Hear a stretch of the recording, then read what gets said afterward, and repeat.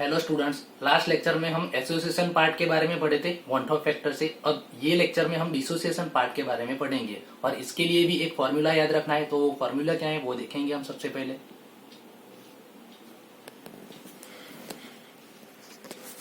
Dissociation part alpha, उसको alpha symbol से दिखाते हैं तो alpha is equal to I-1 divided by N-1। यहाँ भी I यानी कि वन ऑफ फैक्टर है। डिसोसिएशन कांस्टेंट एसिड का फाइंड करना है तो इसका हम 11th में हम पढ़ चुके हैं कि ए का फॉर्मूला आता था C alpha square upon 1 minus alpha. अगर ये फॉर्मूला याद नहीं आएगा तो मैं बाद में करवा दूंगा, लेकिन ये फॉर्मूला भी याद रखना है C alpha square upon 1 minus alpha. अब हमारे पास ये एक एग्जाम्पल है 0.6 ml ऑफ एसिटिक एसिड। यहाँ ml दे दिया है एसिटिक एसिड का, उसका फॉर्मूला एसिटिक एसिड का हमको मालूम है, उसकी डेंसिटी दे दी है। वो डिजोल्व 1 लीटर वाटर में डिजोल्व करते हैं। हमको मालूम है कि वाटर की डेंसिटी 1 होती है, इसलिए 1 लीटर वाटर को ही हम ग्राम भी बोल सकते हैं। तो 1000 ml और 1000 ग्राम लिख सकते हैं, वो हमको मालूम है। और उसका यहाँ हमको दे दिया है observed acid freezing point observed, ये दे दिया है। फ्रीजिंग पॉइंट हमका ऑब्जर्व्ड वाला दे दिया है और कैलकुलेटेड हम फाइंड करेंगे। तो सबसे पहले हमको डेंसिटी दे दी है, तो डेंसिटी का फॉर्मूला हमको मालूम है वेट पर वॉल्यूम। सो वेट को सब्जेक्ट बनाए तो वॉल्यूम डिवाइड में से कहाँ जाएगा, मल्टीप्लाई में, तो डेंसिटी मल्टीप्लाई वॉल्यूम लिख सकते हैं। अब मोल का फॉर्मूला हमको मालूम है वेट पर मोलर मास। अब वेट पर मोलर मास ये फॉर्मूला है, उसमें वेट के बदले ये वैल्यू हम पुट कर देंगे, weight is equal to density multiply volume, वो हमने यहाँ पुट कर दिया।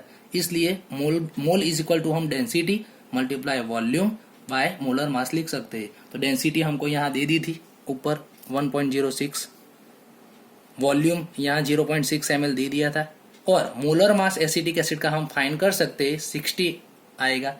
तो ये वैल्यू पुट की तो हमको मोल मिल गया। अब वो मोल पर लीटर है तो डेल्टा TF का फॉर्मूला लिखे KF इंटू M। मोलालिटी का यहाँ मोलालिटी का फॉर्मूला लिखेंगे W2/M2 multiply 1000 bye W1। W2/M2 के बदले हम मोल लिख सकते हैं और वो मोल का आंसर ये रहा। W2/M2 के बदले हम ये आंसर लिख सकते हैं।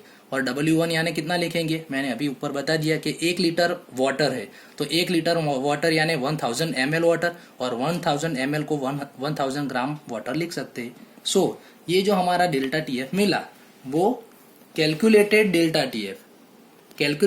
TF हमारा आया 0.0197। अब ऑब्जर्व्ड डेल्टा TF तो हमको अंदर दे दिया था एग्जांपल में 0.0, ऑब्जर्व्ड ये दे दिया है 0.0205 Celsius. So van't Hoff factor I is equal to observed delta TF। ये याद रखना, लास्ट लेक्चर में ऊपर कैलकुलेटेड मोलर मास था, नीचे ऑब्जर्व्ड था, और ये कॉलिगेटिव प्रॉपर्टीज है तो कॉलिगेटिव प्रॉपर्टीज में ऊपर ऑब्जर्व्ड आएगा, नीचे कैलकुलेटेड आएगा। तो ये दोनों की वैल्यू हमने पुट कर दी तो हमारा I मिल गया।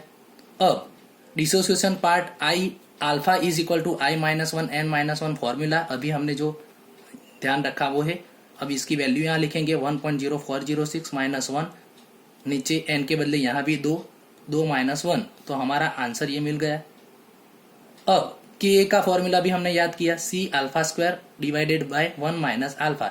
C यानी कॉन्सेंट्रेशन मोल पर लीटर, यानी मतलब हमारा सॉल्यूशन 1 लीटर में ही है, तो हमारा जो मोल आया वही हमारी मोलारिटी होगी। C कॉन्सेंट्रेशन जो मोल आया वही आंसर आएगा 0.0106। अल्फा तो हमने फाइंड किया तो अल्फा की वैल्यू अल्फा स्क्वायर पुट कर दी, 1 माइनस अल्फा की वैल्यू यहाँ भी पुट कर दी। तो हमारा जो आंसर मिला वो आंसर को हम 10 लिखे तो यहाँ पॉइंट 1 2 3 4 5 पॉइंट हम राइट साइड गए, इसलिए 10⁻⁵ आएगा। तो K is equal to 1.8 multiply 10⁻⁵।